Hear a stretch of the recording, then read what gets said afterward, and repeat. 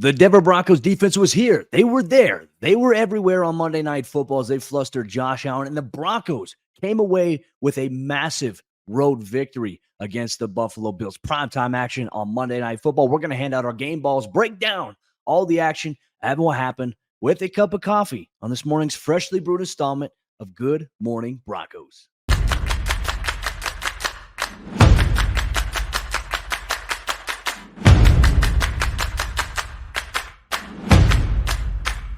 Good morning, Broncos Country. It is a victory Tuesday for everybody that celebrates. The Denver Broncos went on the road on Monday Night Football and defeated Josh Allen and the Buffalo Bills on a last-second field goal. Denver now has beaten the Kansas City Chiefs and the Buffalo Bills in back-to-back games, going against quarterbacks like Patrick Mahomes, Josh Allen. Much-needed momentum for them as they go forward. We'll break down all the action on today's freshly brewed installment of Good Morning Broncos. I'm Cody Roark, Broncos reporter for Mile High Sports. And one of the things we've got to talk about here is while we know that you love the Denver Broncos, you're a Colorado sports fan, more than likely. Make sure you check out also all the other coverage we have going on here, milehighsports.com, all the written content and coverage. The Colorado Avalanche got a win over the Seattle Kraken last night. The Denver Nuggets will play the Los Angeles Clippers in another tournament game this evening, primetime action on TNT. And guess what? Broncos Country gets to celebrate a big-time victory here today with the Denver Broncos win over the Buffalo Bills. You get all that here, Mile High Sports, every team, every day. Subscribe to our YouTube channel so you never miss out on what's going on with your favorite Colorado sports teams here. But hey, look, Broncos Country, let's dive into it, right? For the last 2 weeks, we've been talking about it. After the Broncos beat the Kansas City Chiefs, we said, you know what? Okay, they're going into the bye week with some much-needed momentum. How do they approach that, right? How do they come out of the bye week? How do they look? And if they win against the Buffalo Bills, does it change the optics of the remaining part of the season? I think certainly that is the case. So what did the Broncos do on Monday Night Football? Well, folks, it wasn't pretty, but it mattered. The Broncos won in dramatic fashion against the Buffalo Bills. Now, here, let's set it up, the drama here in the fourth quarter. The Broncos offense at times moved the ball in the run game, but there really wasn't a consistent downfield passing attack. Russ was short with the ball. That's how the play call was really designed. None of the deep setting stuff was really able to be set up by Denver. And look, he was pressured and flustered by the Bills defense, which, by the way, even as banged up as they are, the Bills defense came to play. They were tough. You couldn't hardly run against them at times. You had to grind your way down the field for every single yard. And that's what the Broncos did to finish with 300 total yards of offense, 122 on the ground, over 170 through the air by Russell Wilson here. But the dramatic fashion, okay, hey, here you go. The Broncos, the defense is on the field. You have a situation where Denver just went down in that fourth quarter. They took 7 minutes off the clock, led by a drive by Russell Wilson. He connects with Jerry Jeudy on a key third down play to move the chains, keep them going. They get into the red zone. They get into a goal line, first and goal situation, play action. He dumps it out to Javonte Williams with pressure in his face while getting hit. Touchdown, the Broncos. They go up in that game. The game was not at 15-15 at that point. That touchdown right there put them up 21-15. Extra point pending. Will Lutz. There was a little bit of a botch on the field goal hold there from Mitchell Febroni to Riley Dixon, and that forced the Broncos, unfortunately, to miss out on another extra point attempt. Will Lutz missed one earlier in the game. Lutz obviously was not able to kick that ball because the laces were turned in, and at that point, Riley Dixon had to go recover the ball there because it went to the left of him, and all of a sudden, Denver, they have a lead, 21-15, and now there's a lot of time for Josh Allen and the Bills to do what they do, and that's to get explosive plays downfield. Denver's defense, for the most part, really good all night, but they struggled against the run, allowing 192 total yards on the ground, over 100 to James Cook, 68 to former Bronco Latavius Murray, and all of a sudden, there's this one play, and it almost encapsulated, I think, how the Broncos have lost games before, right? James Cook bursts through the middle and looks like he has a free lane. Justin Simmons comes out and knocks the ball to James Cook's hand for what would have been essentially his third fumble of the game here. The ball bounces perfectly. Once Justin hits it, it bounces perfectly right back up into the arms of James Cook, who gallops for 42 yards. And now the Bills, they're cooking. They're in the red zone. And then you get to the 2-minute warning. Josh Allen, quarterback keeper off the left side. Nobody accounted for him. Touchdown. And all of a sudden, the Broncos, who are up 21-15, they are now down 22-21. Well, This is what you paid Russell Wilson for. Could the Broncos have some magic in them? Yes, they did. Russell Wilson, one of the very first plays from scrimmage in this fourth quarter drive, his 38th career game-winning drive, which now surpasses Matthew Stafford in the NFL since 2012 for game-winning drives. Goes through shovel passes to Samaje Perine, who gets some good yardage on the play, and then all of a sudden you're working your way down there. Denver's got the run game going a little bit. They have a couple of timeouts.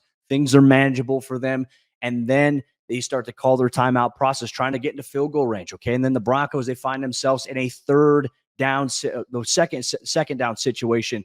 Russell Wilson, look, the Buffalo Bills came up. They stacked the box. They sent a cover zero pressure. Russ had no time, got sacked immediately, and all of a sudden the Broncos, third and long, they're backed up. They're a little bit out of field goal range at this point after being in field goal range previously.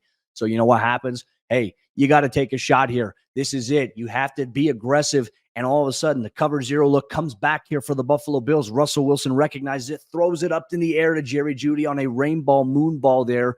And the safety there for the Buffalo Bills gets called for a pass interference. And so now the Broncos, they have the ball in prime position to kick a game-winning field goal.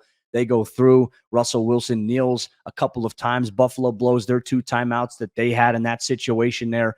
And so Denver, what they do is they run a play on third down. They take a knee. The field goal unit, who executed this perfectly before the first half, they run out onto the field, and it felt kind of rushed in a sense. They had plenty of time. Riley Dixon, obviously, hoping to hold on to the ball this time on the snap from Mitchell Fabroni. And then Will Lutz goes to kick the field goal.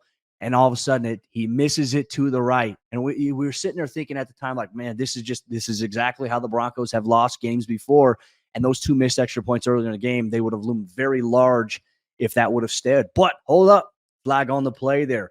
Because the Broncos went with that rush field goal scenario, Buffalo Bills, they brought somebody onto the field and they didn't bring somebody off. And so there were 12 men on the field for the special team side. That gave the Broncos a little bit more of a cushion here. Obviously, it meant to re-kick 5 yards closer. Will Lutz, ice in his veins from 36 yards out. And the Broncos, they go up and they win 24-22 at the buzzer. And as we said, this was not a pretty game for the Broncos offense by any means, but they made plays when it mattered. They came in clutch when it mattered. Russell Wilson delivered when the Broncos needed him to. And all of a sudden, the optics of this Broncos team that was 1-4 through about 5 or 6 weeks of play is now at a position where they are 4-5. They're in control of their destiny. You get a win against Green Bay. You get a big win against the Kansas City Chiefs. And now you get a big win on the road in Buffalo against Josh Allen and the Bills.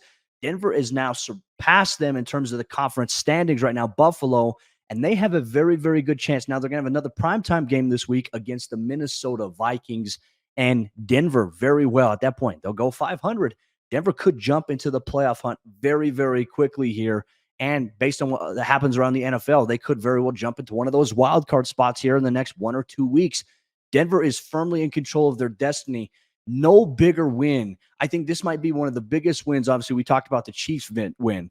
This was one of the biggest wins the Broncos have had since Super Bowl 50, and they've had 2 wins like that in back-to-back games against Patrick Mahomes and also against the Josh Allen-led Buffalo Bills here. But that's not really the story of the game, right? That's basically what happened. That's all the drama, the roller coaster of Monday Night Football. But we got to dive deep into our game balls and our key things that stood out to us. And we're going to dive deep into that on this morning's freshly brewed installment of Good Morning Broncos.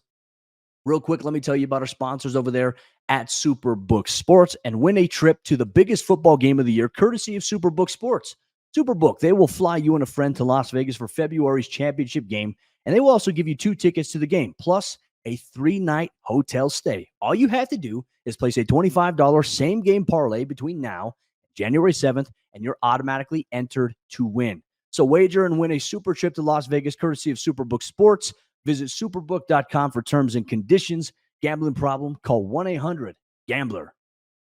Hey Nuggets fans, Ryan Blackburn here, host of the Pickaxe and Roll podcast on Mile High Sports. We've got the best Denver Nuggets coverage around, so make sure not to miss an episode and subscribe down below to the Mile High Sports YouTube channel. Nuggets off to a great start. Make sure not to miss a thing on Mile High Sports. All right, Broncos country, let's hand out our game balls from the Broncos' big-time victory on Monday Night Football. Just a reminder, Mile High Sports YouTube page has you covered with all the Colorado sports coverage that you need. Denver Nuggets, Denver Broncos, Colorado Avalanche, Colorado Rockies, CU Buffs. We have you covered every team every day. Do us a favor, if you're listening, you love this channel, you love what we got going on here, hit that subscribe button as we get closer and closer to 4K YouTube subscribers. Thank you so much for all your support if you're a Colorado sports fan here. All right, let's hand out our game balls here. We're going to go through offense, we're going to go through defense, and we're going to go through special teams and obviously highlight some of the key emphasis here going forward.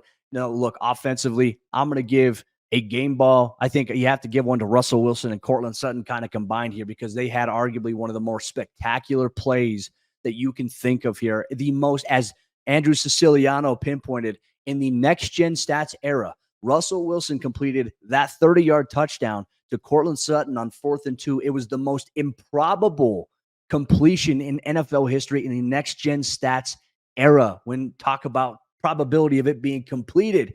And we talk about 4th and 2, scramble, spin, vintage Russ, tosses it perfectly.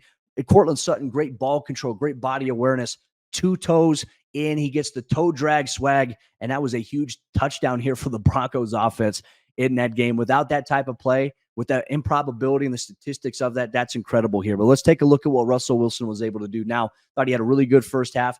Third quarter wasn't a very good showing from Russ in the overall operation of the offense. They kind of stalled out a little bit. They sputtered on several drives, like back to back to back.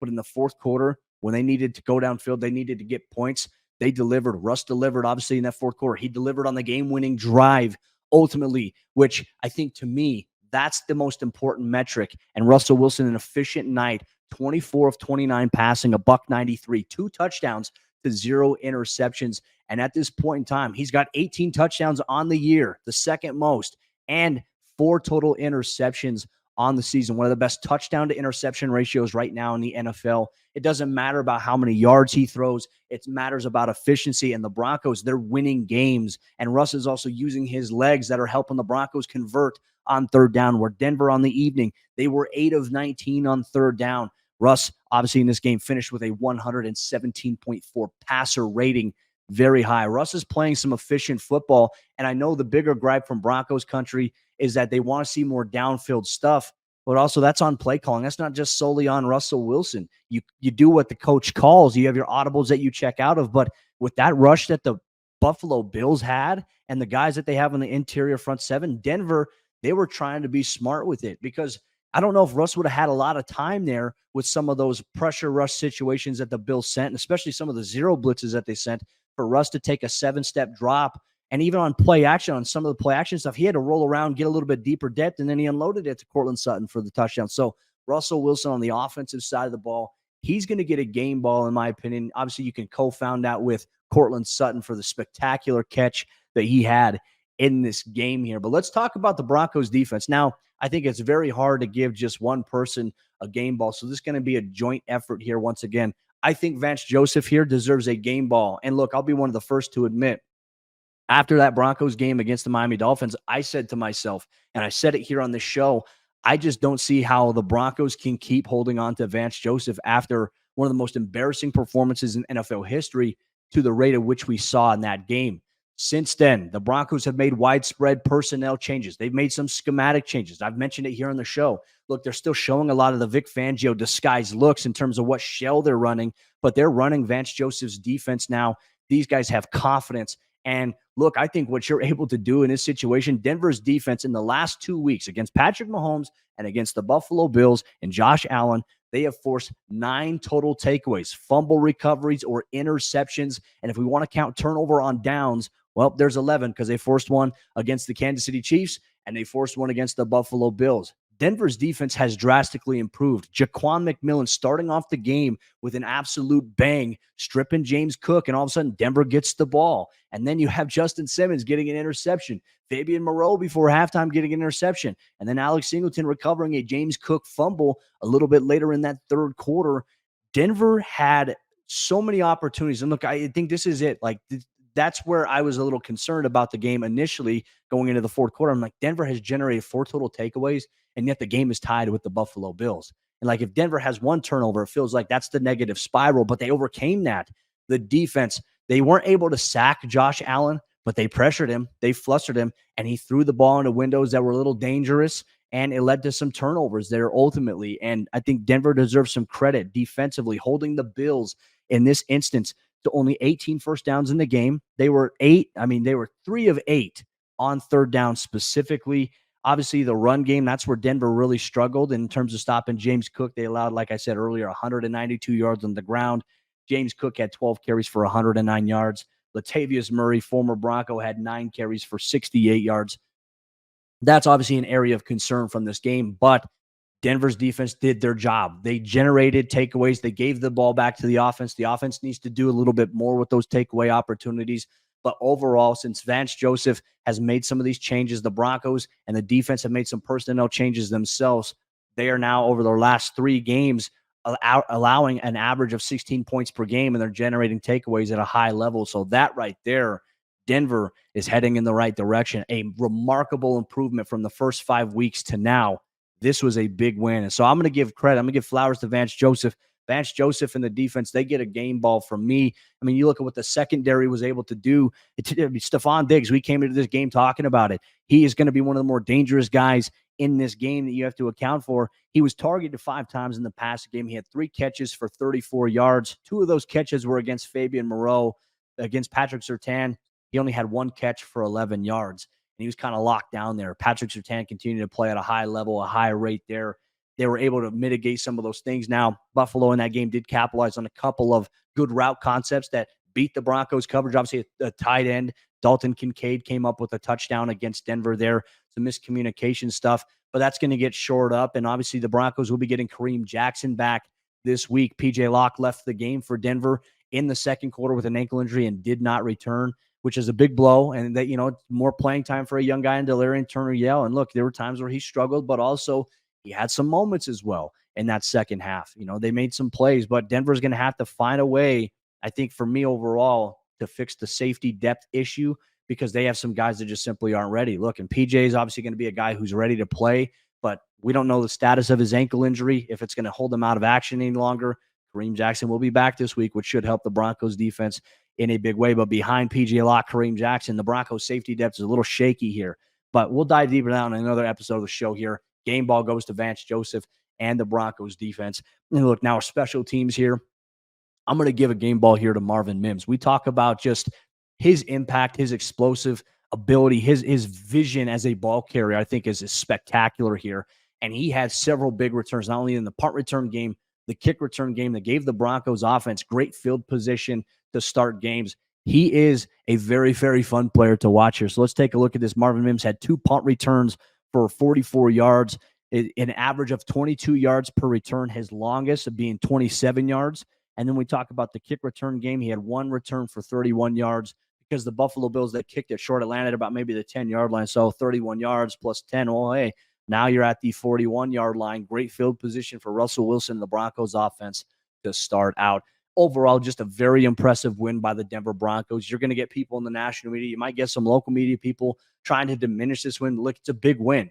You go on the road, like no game is the same week to week. It's the circumstances and how you do it. It doesn't matter. What matters at the end of the day, do you get the win? The Broncos came out of the Buffalo Bills game on Monday Night Football, which is a very, very tough place to play. The Broncos haven't won there since 2007. They come away with a big-time victory. So that'll wrap up today's brand new installed episode of Good Morning Broncos. Enjoy yourself another cup of coffee. It is a Victory Tuesday. Broncos Country, you deserve to celebrate. We appreciate you so much. Hey, tomorrow's episode of the show, it's going to be a mailbag edition. So send me in the YouTube comments here, or send me on Twitter at Cody Roark NFL. Send me your Broncos questions that you want to have answered on tomorrow's episode of GMB. We'll be sure to bring them up. Appreciate you, Broncos Country. Enjoy the victory. You deserve it. What's up, guys? Kim Becker here with Mile High Sports. Make sure you guys are following us on social media so that you never miss a Mile High Sports daily. Monday through Friday morning, we'll post a video hosted by me catching you up on everything you need to know when it comes to sports right here in the Mile High State. TikTok, Twitter, Instagram, Facebook, YouTube, you name it, we're there, and we've got you covered for everything Colorado sports.